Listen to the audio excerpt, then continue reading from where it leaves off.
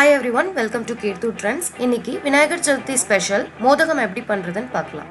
ஒரு அழகு பச்சரிசி எடுத்து ஒரு 2 மணி நேரம் ஊற வச்சுட்டு அதை நல்லா வாஷ் பண்ணி எடுத்து நீங்கள் ஒரு வெள்ளை துணியில் வீட்லேயே காய வைக்கணும். ரொம்ப காஞ்சிடக்கூடாது, கொஞ்சம் லைட்டாக ஈரப்பதமாக இருக்கணும். 100 கிராம் வெல்லம், 100 கிராம் கடலைப்பருப்பு 2 ஹவர் ஊற வச்சு வேக வச்சு எடுத்து வச்சுக்கோங்க. இப்போ நம்ம அர வச்சிருந்த பச்சரிசியை மிக்சரில் போட்டு நல்லா ஃபைனாக அரைச்சி எடுத்துக்கலாம். மாவை நல்லா ஃபைனாக அரைச்சி எடுத்துக்கோங்க. கொஞ்சம் கொரன்னு இருக்க மாதிரி இருந்துச்சுன்னா ஃபஸ்ட்டே ஜலிச்சு எடுத்துட்டு அதுக்கப்புறம் ஆவி கட்டுங்க.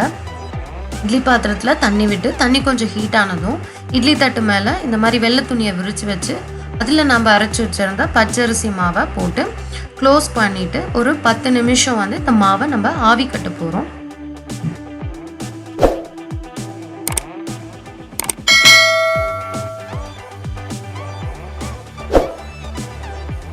பேனில் கரைச்சி வச்சுருந்த வெள்ளத்தை ஃபில்டர் பண்ணி சேர்த்துக்கலாம்.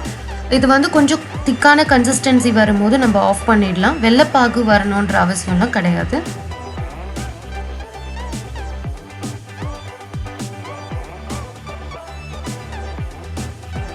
டென் மினிட்ஸ் ஆயிடுச்சு. இப்போ இந்த ஆவி கட்டின மாவை எடுத்து ஒரு தட்டில் கொட்டி ஆற விட்டுடலாம்.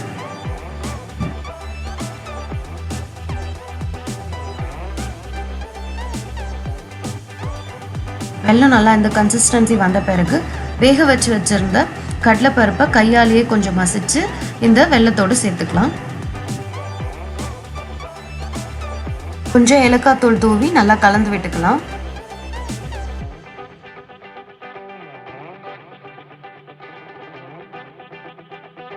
ரெண்டு ஸ்பூன் நெய் சேர்த்து நல்லா கலந்து விட்டுக்கலாம்.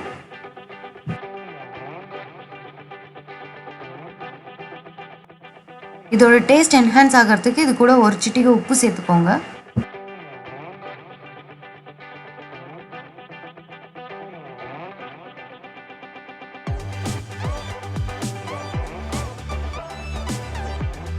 ஆவி கட்டின மாவு நல்லா ஆறின பிறகு ஒரு ஸ்பூன் உப்பு, அது கூட ஒரு டம்ளர் சுடு தண்ணி சேர்த்து உப்பு நல்லா கரைஞ்ச பிறகு இந்த தண்ணியை கொஞ்சம் கொஞ்சமாக விட்டு நம்ம இந்த மாவை பிசைஞ்சு எடுக்கலாம்.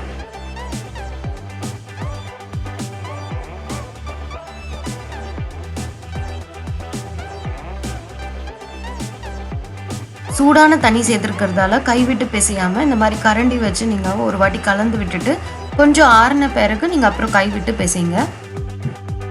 மாவு ரொம்ப தண்ணியாகவும் இருக்கக்கூடாது, ரொம்ப கட்டியாகவும் இருக்கக்கூடாது, மீடியமாக இருக்க மாதிரி பார்த்துக்கோங்க. உருண்டை பிடிக்கிற அளவுக்கு இருக்கணும் மாவு.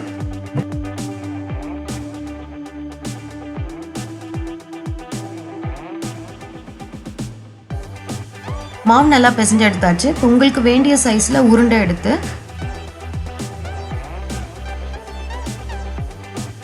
உள்ளங்கையில் வச்சு ஃப்ளாட்டாக தட்டிக்கலாம். இந்த தட்டும் போதும் அந்த மாவு ரொம்ப தின்னாகவும் இருக்கக்கூடாது, ரொம்ப திக்காகவும் இருக்கக்கூடாது, மீடியம் சைஸாக இருக்க மாதிரி பார்த்துக்கோங்க. அப்போ தான் சாப்பிடும் போது நல்லாயிருக்கும். ரொம்ப திக்காக இருந்தால் நல்லா இருக்காது. ரொம்ப தின்னாக இருந்தாலும் நம்ம உள்ளே வைக்கிற பூர்ணம் வெளியில் வந்துடும். ரெடி பண்ணி வச்சுருந்த வெல்லம் கடலைப்பருப்பு பூர்ணத்தை இது கூட கொஞ்சமாக சேர்த்துக்கலாம்.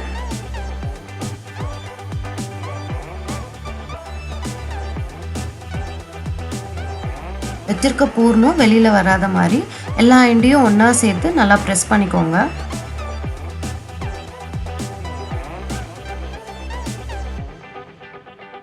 ப்ரெஸ் பண்ணும்போது ஜென்டலாக பண்ணணும், இல்லைன்னா அந்த பூர்ணம் வெளியில் வந்துடும்.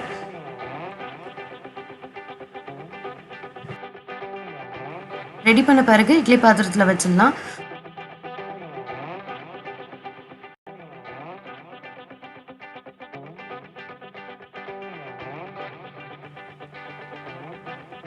க்ளோஸ் பண்ணி இதையும் ஒரு 10 மினிட்ஸ் ஆவி கட்டி எடுத்துடலாம். அவ்வளோதான், நம்மளோட மோதகம் ரெடி ஆகிடுச்சு. இதை ட்ரை பண்ணி பார்த்துட்டு எப்படி இருந்ததுன்னு கமெண்ட் பண்ணுங்கள். லைக் பண்ணுங்கள், ஷேர் பண்ணுங்கள், சப்ஸ்கிரைப் பண்ணுங்கள். மறந்துடாமல் பெல் பட்டனை கிளிக் பண்ணுங்கள். அதில் ஆல் செலக்ட் பண்ணுங்கள். அப்போ தான் நான் நெக்ஸ்ட் போடுற வீடியோஸ்லாம் உங்களுக்கு நோட்டிஃபிகேஷன்ஸ் வரும். தேங்க்யூ.